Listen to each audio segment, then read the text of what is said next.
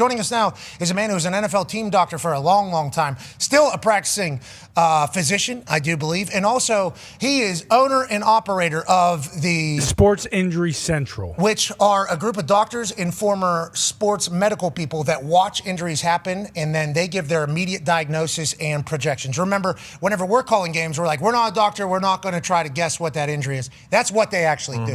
They do try to guess it. They put out publicly, and they are normally spot on. On Monday, this man actually said, we wonder what the Ravens do with the physical because we all kind of know that he's probably not going to be able to pass it. It turns out to be the story. We appreciate him joining us right now in the middle of his workday, ladies and gentlemen, Dr. David Chao. Yeah, Doc. How you doing, Doc? Thank you for taking time on this ever-present moment here of team physicians making decisions, seemingly.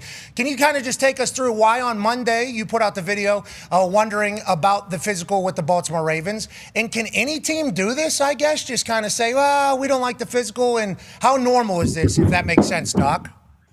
Yeah, thank you. You are catching me between surgeries here, so sorry for the attire and so forth. But yeah, on Monday on my podcast, I said, look, if it's a meniscus repair, that's something that you can't pass a physical in 2 months, and it's only been 2 months.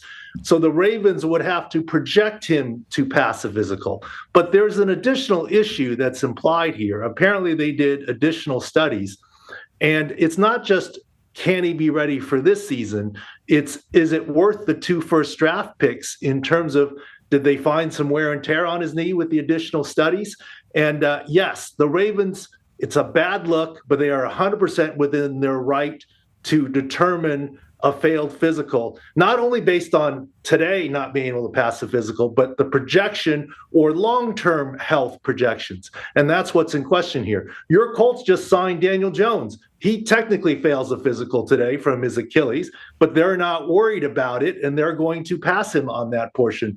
The Ravens, for some reason, were worried about it long-term, and there's nothing the Raiders can do about it. The league will not investigate. This is just the way that it is. Okay, Doc, I appreciate you giving us the real scoop and the intel on how it actually works, the projection of potential passing of a physical in the future, and also degenerative stuff potentially happening. Is this one of those things, and I know you doctors are all super geniuses, so I don't want to knock anything, but is this something where one doctor will say, there's not a problem, and another doctor could say, it is a problem? So the Ravens can be within their right saying, our doctor said it was a problem, even if there was another doctor that said, whoa, like if another team today trades for Maxx Crosby, gives a first rounder and a second rounder, and then their doctors pass the physical, it can be a differing of opinion, right, when you're trying to project what the future is, especially whenever it comes to the elite athletes and stuff like that?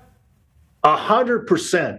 Doctors' analysis in some ways are like a scouting report. One GM may have this player graded as a first rounder, another as a high second rounder. They're not all unanimous on their opinions. And I don't think anyone's saying Maxx Crosby can't play football this fall. I think what the Ravens are saying is we're worried about our long-term investment in terms of what we might get based on what we're now seeing with the knee. Certainly they exchange medical information ahead of time. And the simple analogy I'll give you is when you purchase a home or sell a home, you enter escrow. There is a 10 or 14-day inspection period.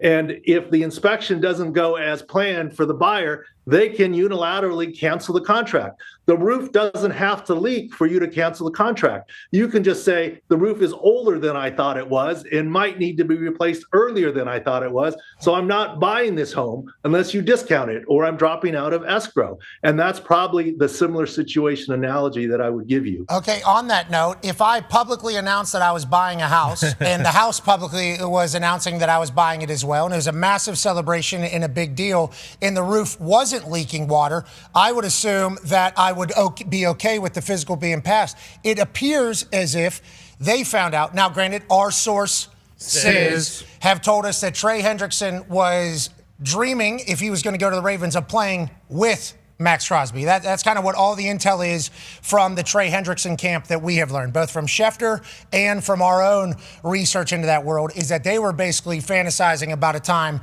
with he and Maxx Crosby on the same D-line. So I don't think they potentially knew that was the case. But as soon as that deal gets announced and they still have the 1 and the 2, it's like, oh, this was clearly we didn't know, but now we can, and we get buyer's remorse type feel is what the initial public reaction is, that it's a bad deal. How often does this take place? It doesn't feel like this happens that often, especially with how highly sought after Maxx Crosby was, how big of a deal it was, and especially the Ravens organization. It doesn't feel like this would be something that would be coming out of there. How often does this type of thing take place, Doc, in your predicament? This type of thing has never happened in my experience. Not of this magnitude, not involving 2 first-round trades.